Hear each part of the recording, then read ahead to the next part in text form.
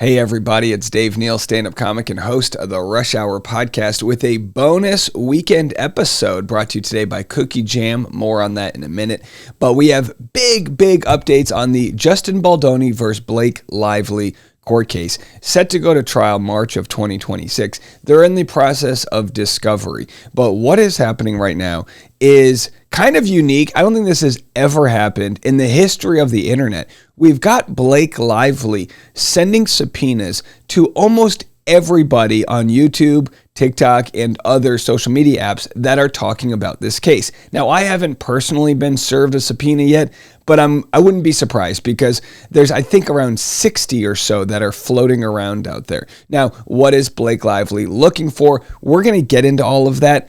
What's fascinating is there was this debate for a good day or so as to whether these subpoenas were actually real because Blake Lively's law firm had denied sending them to content creators. Now, that is true. The subpoenas were sent to Google, which owns YouTube. But what they're looking for is absolutely wild. Blake Lively's team has this theory that Justin Baldoni's lawyers are paying content creators to smear her, which is absolute banana land, as there is an ecosystem that exists online, whether it's YouTube, TikTok, Instagram, Reddit. There's an ecosystem where people want to get the truth out there for various reasons. Some folks make a living doing this. Myself, without a crystal ball, any YouTuber, Andy from Popcorn Planet, Shirsty, that's you get rewarded by people watching your videos. Now, if you're full of crap and if your videos stink and they're just clickbait and they don't deliver, nobody's going to watch. YouTube has the metric of watch time versus clickability. You can have something that's very clickable, but if people don't watch it to a certain view duration, YouTube's not going to recommend it to people. What does that mean? Well, that's their way of trying to encourage high quality stuff to rise to the top. So these high quality creators are under threat to have their First Amendment rights violated. And why? Does Blake have an insider at Google that's willing to just tear up their terms of services? We're going to get into all of this right now. There's so much. So Kristen Bender posted this in court documents that Miss Lively has provided notice of more than 60 third-party document subpoenas to date. Miss Lively intends to file motions for alternative service for several third parties in the near future. We're going to hear today from our friend Lauren. We're going to hear from Perez Hilton, Without a Crystal Ball, Andy, and Shirsty. There's so many people. And by the way, my voice is, and this isn't a sponsor, I've been sucking down VapoCool, sore throat. I'm dead. I barely can talk to make this video. So thanks for sticking around as we try to navigate all of this. So again, I wanted to untangle the Christmas lights here. There's a big ball of Christmas lights, metaphorically, we have to untangle. Lauren, our good pal, said, "I have received a copy of the subpoena sent to Google by Blake Lively seeking my information. I had a friend's tech person look over the emails and attachment before I looked it over. Others have now confirmed it's legitimate. I can confirm 16 of us are listed. It says the same as what Without a Crystal Ball posted earlier." So this idea that these were fake subpoenas or not sent out by Blake's team has essentially been squashed. But we'll get into what lies were spread by Blake's team. And again, we understand kind of how shady they've been in the past, using sham subpoenas where Blake uses her kind of defunct company that doesn't really have a purpose, Van Zandt, to get text messages, and fake lawsuits, and just a lot of really any tool they can find to uncover information they're using. But is there any truth behind what they're looking for? Do they have any even reason, or is this all part of a grand theory? Like, do Blake and Ryan not understand they're just not liked right now? That people don't believe them? That her claims really never came? The evidence didn't back up her claims from what people have seen. Folks online can really make their own decisions based on information that comes. You can fool a couple people here or there. Sometimes there's conspiracies that can't be proven. You have debates online, and it's kind of a toss-up. This isn't really a toss-up. As of right now, just about everyone online, the majority of people believe that Blake's claims never really had merit because none of the evidence of what she claimed has come forward yet. Now, it'll all play out in trial, but I understand that's why content creators feel the way they do. We all came to our independent conclusions. So Shirsty said this morning, I received notice from Google that my account data is being requested in the federal case Blake Lively vs. Wayfair Studios. As a journalist, this is a direct attack on my privacy, my sources, and my First Amendment rights. This kind of legal fishing expedition is not just invasive, it's dangerous. It threatens the ability of independent reporters and creators to hold the power accountable without fear of surveillance or retaliation. I know I'm not the only one. If you're another content creator or journalist who received a subpoena, contact me. We're stronger together. This isn't about me. It's about every voice they're trying to silence. So we've got what was said by Popcorn Planet. He actually had his lawyers call Blake Lively's law firm. They lied to him. So we're going to share that, how they lied to him, what that means. And then later on in this video, we've also got Blake Lively, hold on, trying to get a protective order for her deposition.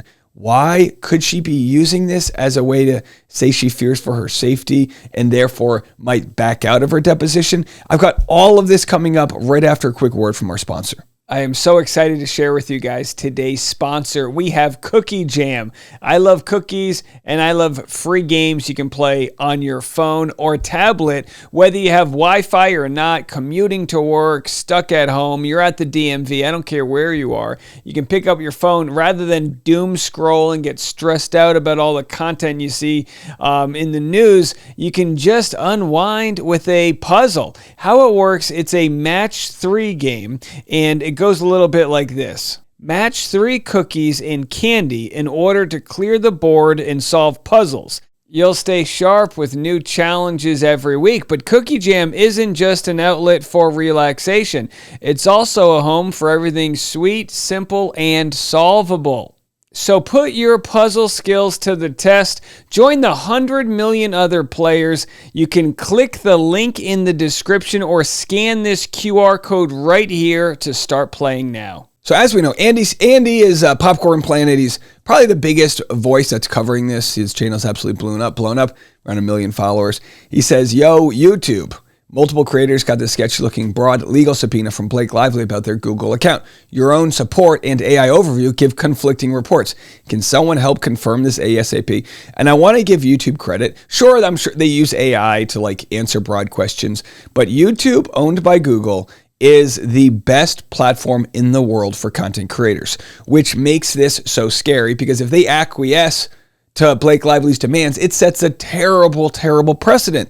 YouTube is the mecca for modern day journalism. Journalism that used to exist in small towns with local newspapers, that's gone. The only way for justice now, the only reward system for journalists to actually have the time and the bandwidth to look into things is the monetary process with YouTube. YouTube has a revenue share program. It's at about a 50-50 split.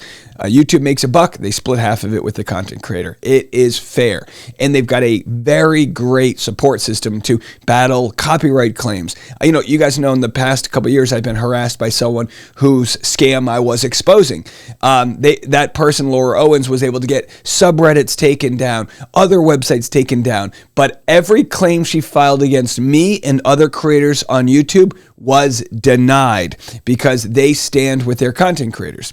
YouTube responds, the email you shared above is legitimate and was sent as part of our user notice policy for legal matters. So YouTube confirms it's legitimate. Here's what Andy had to say with regards to what Blake's legal representatives said. And oh my goodness, this was the thing I've been waiting for. Team YouTube on Twitter confirming it's legitimate. It was sent as part of a user notice policy for legal matters. We appreciate your diligence in checking whether the sender was legitimate. In this case, it is. And your patience while we looked into this. We're addressing the conflicting support info you received with our teams to avoid confusion in the future. You better, because this was shameful, Google. This was shameful. But now here's where there's a bigger problem. My lawyer, Nate the lawyer, called Manette because we couldn't wait any further. So we called Ezra's office and they told him twice that it was fake.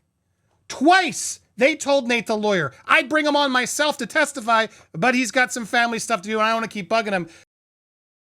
I'd love to know exactly what the lawyers for Blake said. Did they say it was fake, or did they say, we haven't served you? Because the truth would be, we served Google, YouTube, on behalf of your information, since they own it all.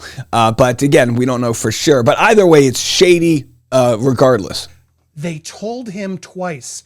And each time I was like, I don't believe it. So I had him call again, and they got the name of the receptionist, which we have, along with the call log. And she told us again, no, it's fake. This is my name. Thank you so much. But it still wasn't enough for me, because I don't trust these people. They are so damn shady. Sounds to me like Andy was very clear in his communication with them, has all of his records. Will this be brought up in court, or is this just, an indicator of how shady works? Here's what Kirsty has to say. Kirsty, and we love Kirsty. It's been a while. I got to catch up with her. But Kirsty, she's, accidentally one of the reasons why a lot of people turned on Blake, not because of anything she did, but because she unearthed an old interview where Blake was extremely rude to her. Everyone was saying, oh, Blake's kind of, rude. She's arrogant. She's all these things. And then Kirsty was like, actually, yeah, look what she said to me years ago. So again, that's not Kirsty's fault. That's Blake, dealing with the consequences of her own actions. Kirsty has done nothing wrong here. And they think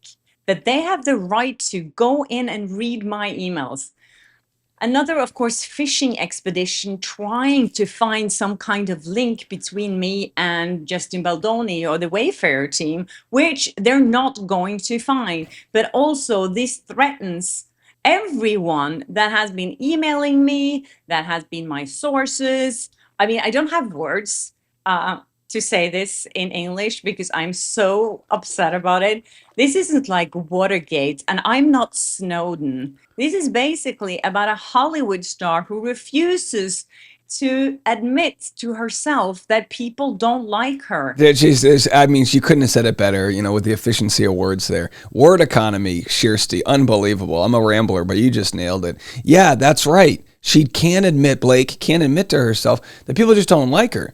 And Kirsty's dead on. I can't speak for other content creators, but there's been no exchanging of money. There's been no, hey, here, leak this out type of stuff, coordinating between content creators, between Baldoni's law firm. That's absolutely ridiculous. They don't need to do that. The incentive for people to share this information is because it's a sensational story of Blake Lively trying to control a narrative, trying to put the toothpaste back in the tube. Without a Crystal Ball has done a fantastic job. We've spoken her praises for a long time. Katie here. She has uncovered so much in this story. She might be one of the biggest threats to Blake Lively with the work that she's done. She says, this is directly from Google, along with a redacted copy of the subpoena. I understand Ezra Hudson denied that she sent creator subpoenas. So again, when they were going back and forth about whether the subpoenas were real or not, without a crystal ball, because Blake Lively's team has lied, had to put her resources and her legal team into analyzing these subpoenas to find out if they're true. We'll get into more of what. Actually, let's jump into this right now. So without a crystal ball, had her legal team post this: Lively's subpoena to Google requesting information related to Without a Crystal Ball appears to provide no context tying that account to the claims or defenses of the parties in this proceeding. There is also no discussion regarding how the subpoena will overcome Without a Crystal Ball's journalistic privilege, or how the requested information amounts to anything other than a simple phishing expedition meant to provide a basis for noticing a deposition that is likely to be set up as a distraction from the merits of the case.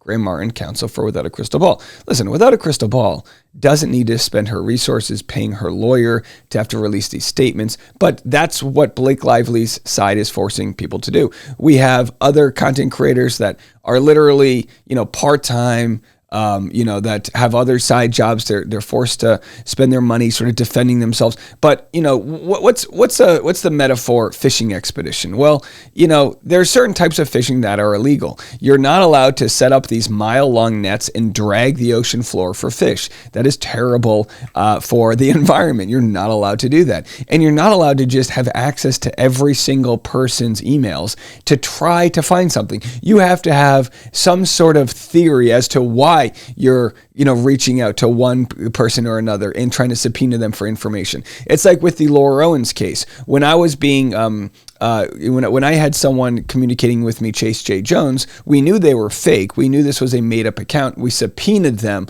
to try to get more information to verify who they were. Because we were trying to, show that Laura Owens was creating fake accounts to harass us. That's not a phishing expedition. That's where you know exactly what you want. Here, this is Yosemite Sam. Boo, boo, boo, boo, boo. This is just shooting up in the air, just spraying around, hoping to catch something. I think Without a Crystal Ball said it best right here. A new narrative for Blake Lively. Blake Lively falsely accuses a female independent journalist who is a survivor of DV, SA, intimate partner, SA, mother of a medically fragile child with autism and wife to a husband presently recovering from cancer treatment, who is the sole provider for her family and uses her income to save for her child's future care because he will never live independently, of running a smear campaign against her and getting paid to take her down for Justin Baldoni. All false, all slander. Blake Lively and Ryan Reynolds want my bank account number and credit card information. It's in the subpoena video coming soon. Blake falsely accuses me of smearing her by subpoenaing me. I'm fighting back. So no surprises that the fights are being reciprocated here by content creators. Here's an interesting theory. Someone posted this on Team Justin Baldoni. And by the way, I'm going to get to Blake Lively and the deposition that she wants a protective order for in a second. But someone said, we are witnessing in real time what Wayfarer experienced on the set during It Ends With Us. We are getting to see exactly how Blake and Ryan operate. They are showing the world who they truly are in real time. She is proving Wayfarer were right about Blake. She is controlling and demanding, feels entitled to special treatment, twists the truth, baits people into reacting, and then uses their words against them. Gaslights, shifts blame, paints herself as the victim, paints others as villains over trivial issues, is manipulative and petulant. She's digging her own grave here. We are witnessing exactly what Wayfarer went through, and we understand why they needed to protect themselves from her and hire a crisis manager and a lawyer. She is doing exactly the same to Wayfarer's lawyers as she did to Wayfarer, painting them as dangerous, trying to control every aspect of the process, and the judge is the equivalent to Sony, letting her get away with it. She is claiming that she needs to feel safe, that she is unsafe. This is exactly the language she used on set. She used a 17-point document to demand and control the set. She is manipulative. She's trying to silence the content creators. They did it through the WME, as several creators signed to the agency stopped talking about the case, and one other, Demois, was used to drip negative news stories and convince other creators that Blake was right.